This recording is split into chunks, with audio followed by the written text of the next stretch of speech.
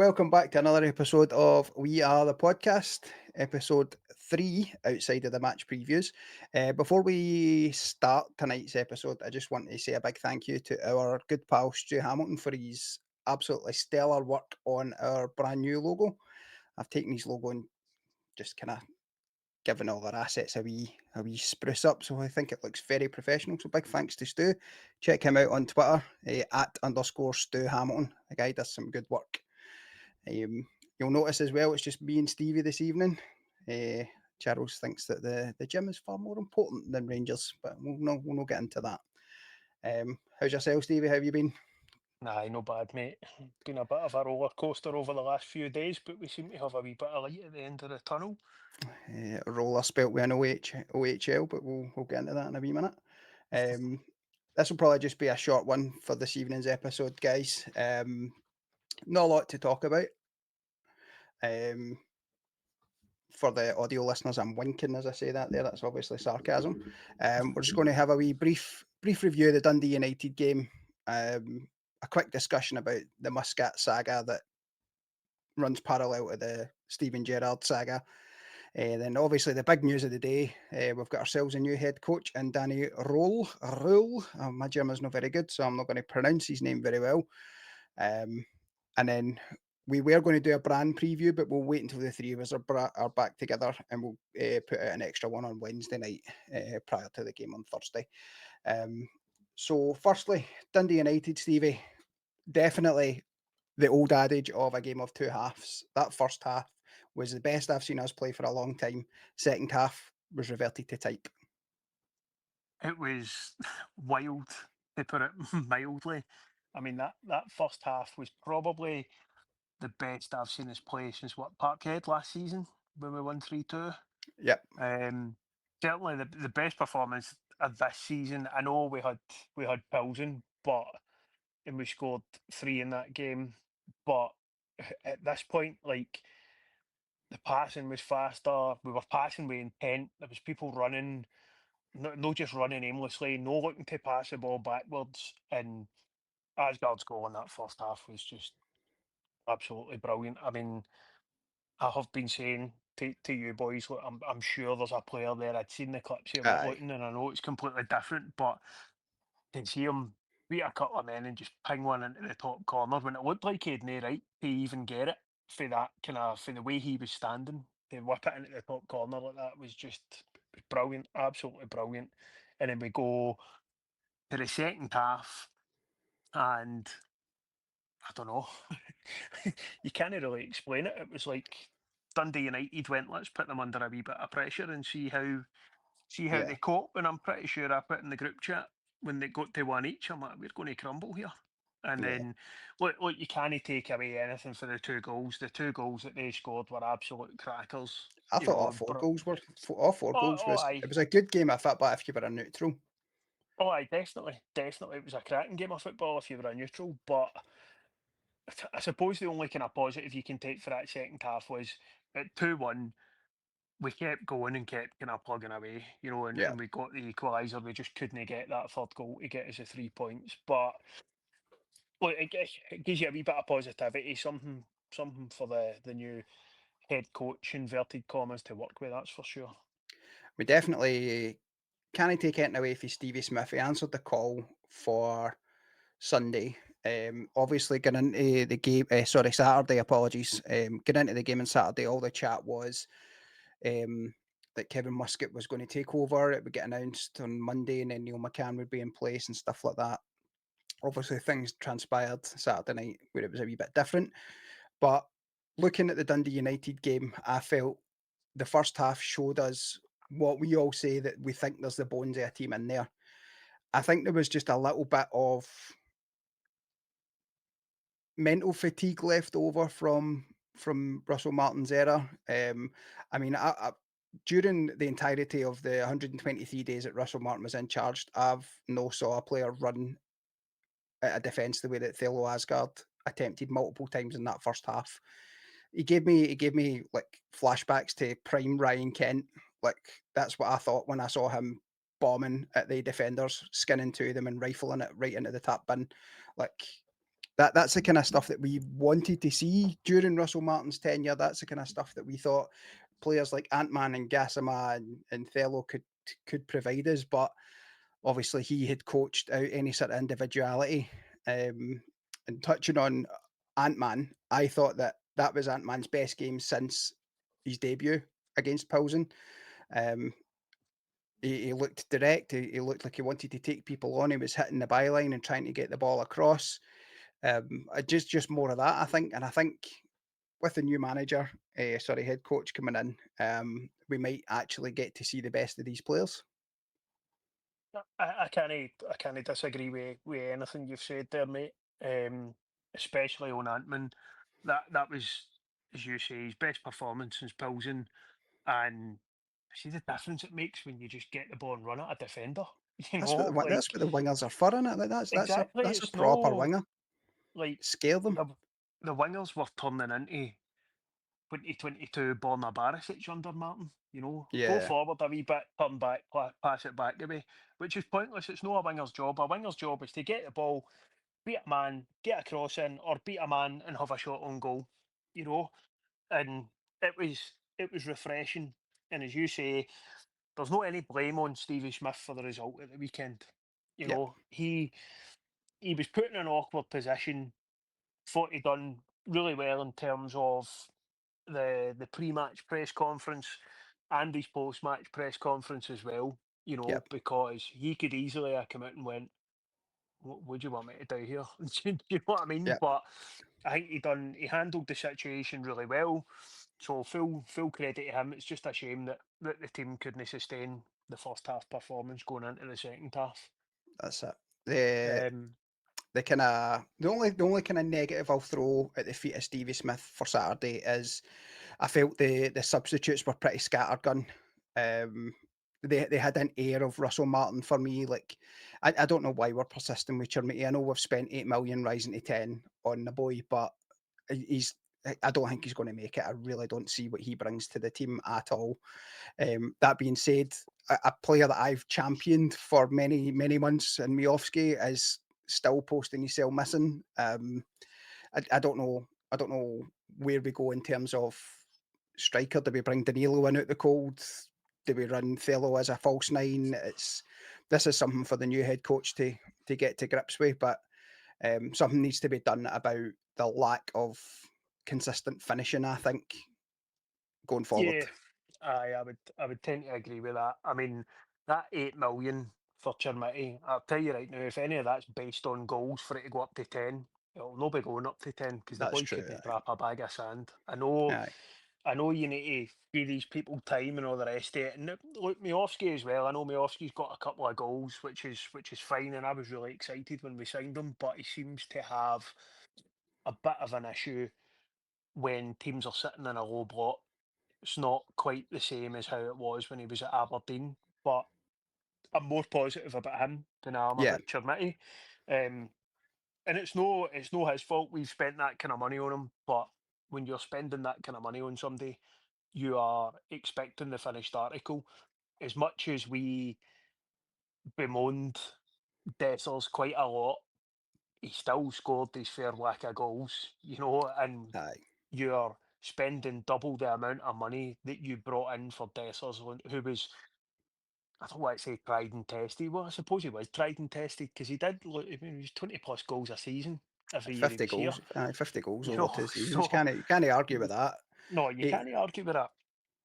Um, it's just, yeah, look, I don't expect him to be banging goals in. Is he going to score enough goals to justify paying what we paid for him?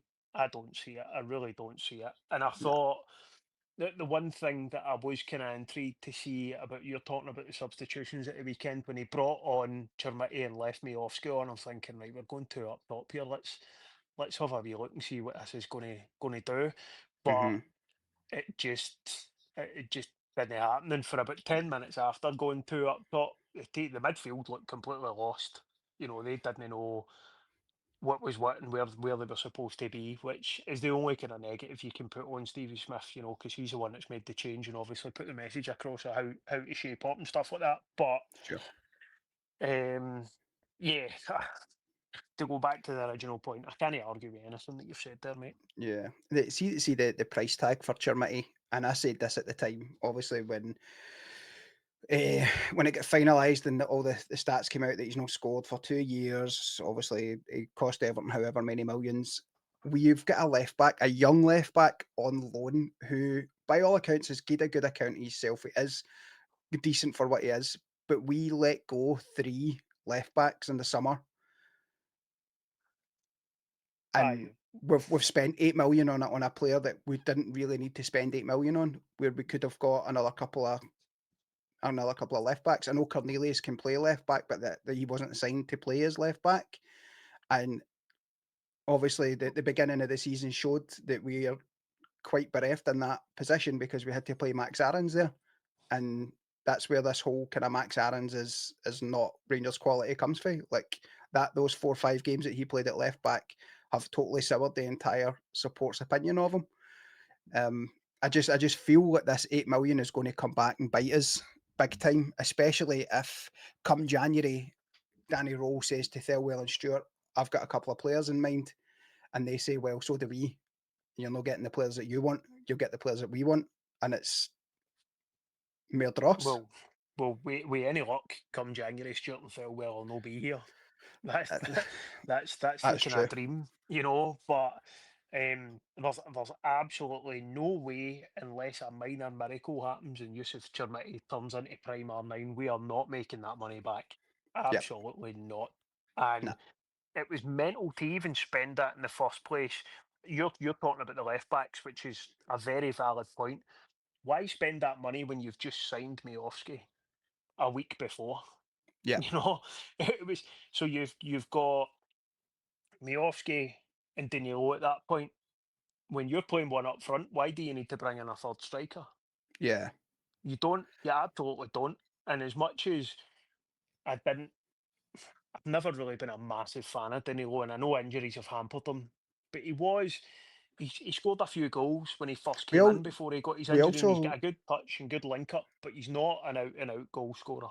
did we have Igaman before all that Chermiti stuff, or was that just we signed Chermiti just after Igaman had left, didn't we? Or was Yeah, Miovski Igaman. and Igamani in the building at the same time? I can't I remember. don't know. I think Igaman had left because it was the St Mirren game, which was before Celtic when all the Igaman stuff happened, and then we signed Miovski what the day before the Celtic game, and he starts the Celtic That's game, right. That's right. um, and then Chermiti comes in, and Scattergun signings like that. That just screams to me. yeah, We've got money left over. The window's closing. Let's just give Everton 8 million for a dud that we uh, already know. let's just get to Everton, you know, old pals act and Uh, whatever some else.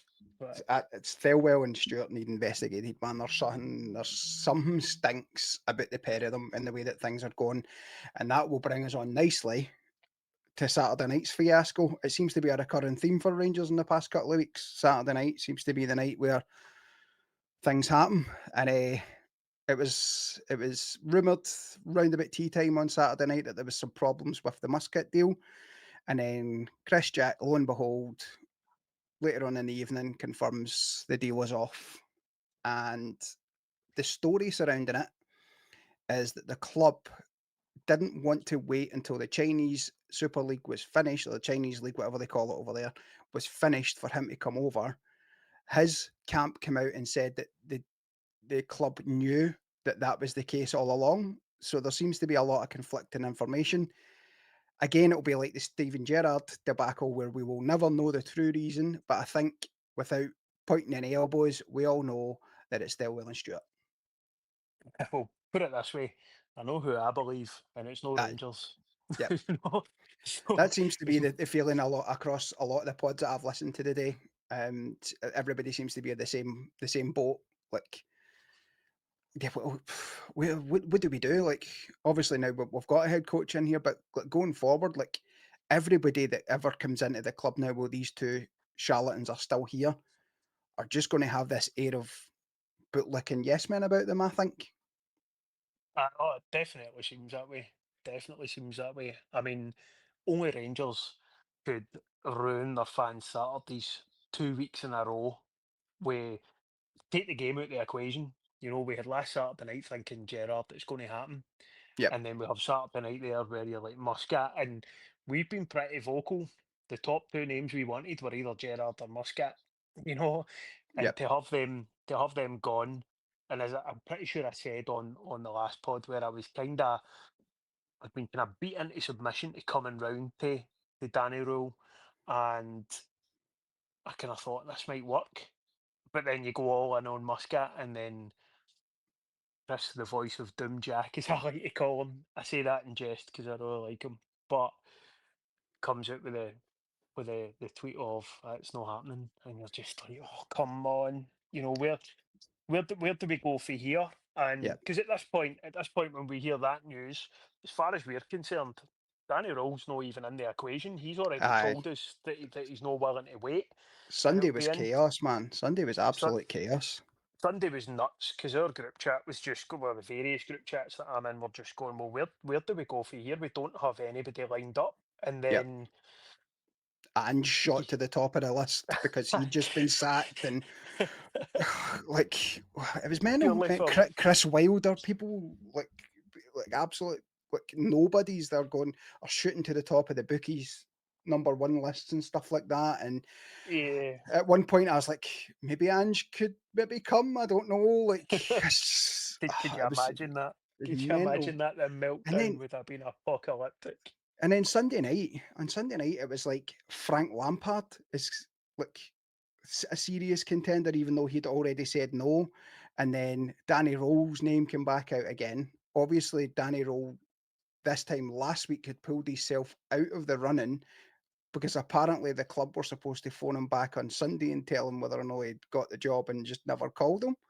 And it's like some of the stories that you hear is crazy, but as it stands, Kevin Muscat pulled out or never got the job or disappeared off the face of the earth for whatever reason. And now today, early this morning, the club announced, well, not the club announced, but the news outlets and stuff abound. Danny Röhl is on his way to Glasgow.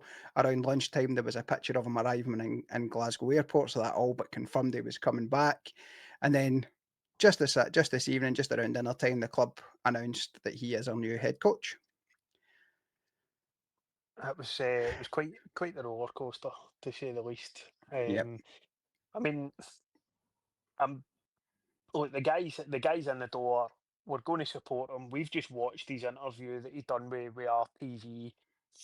He does speak very well, but my concern there was so did Russell Martin. But I suppose the difference here is the issue isn't Danny Röhl. The issue is the process that we've gone through and the fact that it's been so public. Obviously, Yep. we're going to get behind the guy. Any animosity in the stands, as things are just now, is not directed at him. It's Oh no. directed further above, you know. And in this case, Thelwell and Stewart. But at what point do you start to go, right, hang on a minute? These two guys clearly aren't fit for purpose. When Yep. do we start looking above them? And I don't want to start bad mouthing the chairman and vice chairman because it's still very early days, but you like to think that they will act on this because it's clear to me, and it's been clear for a long time, that Patrick Stewart and Kevin Felwell are not fit for purpose. Yeah, definitely. The the the Union Bears made their voices heard at the game on Saturday. A couple of banners unfurled. One of them apparently was directed towards the players. The first one, the one about hiding on the buses and stuff like that. But then the second one actually named Thelwell and Stewart with quite, I would say, a threatening message. Pack your bags or we'll pack them for you, kind of thing. And well, I'm all for like telling them like the the the time is up. Like you can't continue on in this job. You have been negligent. You put us into turmoil for 2 weeks since you sacked Russell Martin without any sort of succession plan, or if there was a succession plan, when it got to the actual nitty gritty of confirming the new head coaches, Stephen Gerrard, Kevin Muscat, you two get your fingers into the pie and absolutely messed the whole thing up.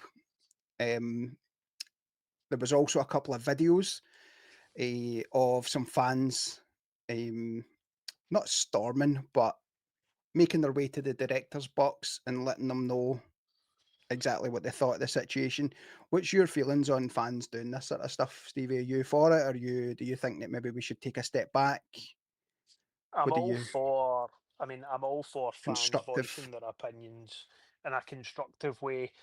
I have no, what's the word I'm looking for? Yeah, I've no issue with fans videoing it like the ones that we've seen circling over the weekend. Yep. Where I do have an issue was it started to get kind of name calling and stuff like that. Make your feelings clear, but don't get personal about it. Yeah. And that was the only issue I had. Um, I mean, if I'm Andrew Kavanagh, then I'd be absolutely fuming with Stuart and Thelwell because as far as we were told, or as far as reading between the lines and what we've read for various kind of outlets, was when Kavanagh flew back to America, as far as he was concerned, Muscat was done. It was a done deal. And then, as you say, Stuart and Thelwell have got their mitts in, and it's just gone to shit, and Yep. that's, you know, that's, if you mess up once, that's okay. You can maybe let that slide, but doing the same thing twice in the space of a week, the alarm Incompetence. bells are ringing. Aye, It's exactly, incompetence. exactly. There's Incompetence. alarm bells ringing there. And can I just say on the banner from the Union Bells about the players hiding on the bus and all the rest of it, absolutely fine with that. But I did see a few criticisms towards Jack Butland giving quotation marks of the same answers and saying the same things as always.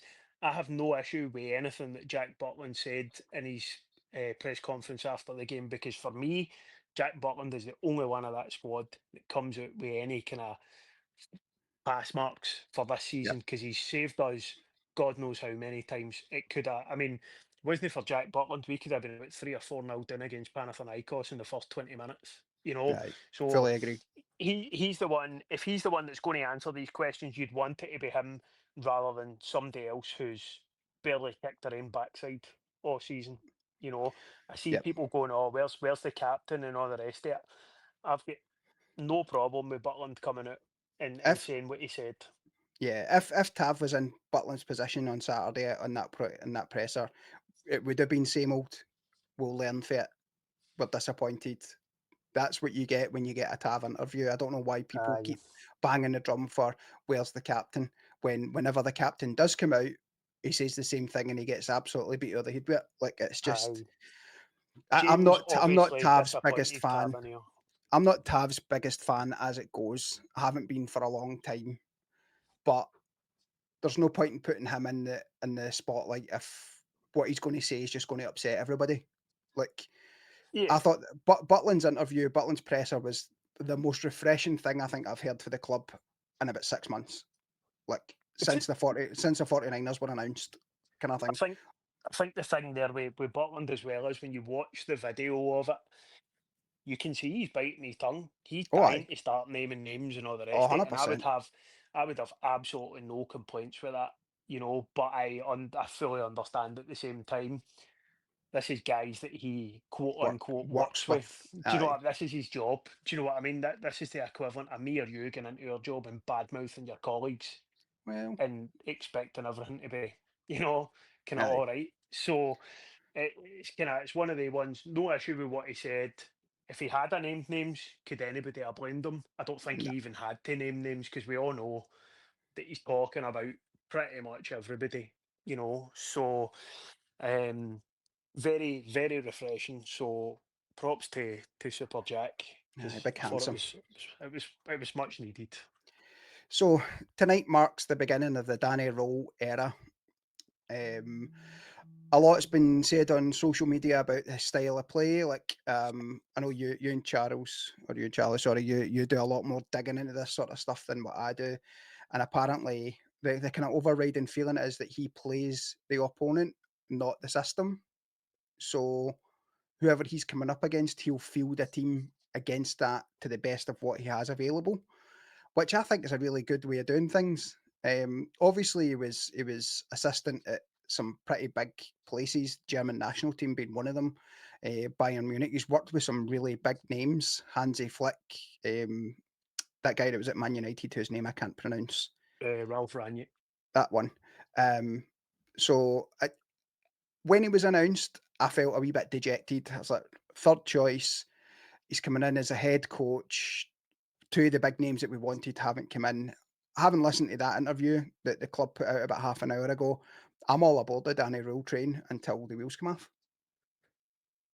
Yeah, well, I wouldn't say I'm all aboard, but I would say we've got to give the guy a chance and see how it goes. I mean, there's two ways to look at how he sets up a team in terms of now I don't claim to be um any kind of football manager masterclass here. I'll leave that stuff to Charlie, that's his kind of forte. But playing setting up to kind of beat the opposition of how they set up is probably a good way of doing things rather than going the Russell Martin way of going, doesn't matter what the opposition are doing, we're no changing, you know. Yep. And we got bumped with that so many times under Warburton and obviously under Martin. But there's a kind of fine line there because you obviously want to impose yourself on a game. You don't want to be reactive to what they're doing. You want to be able to kind of, put your stamp on the game.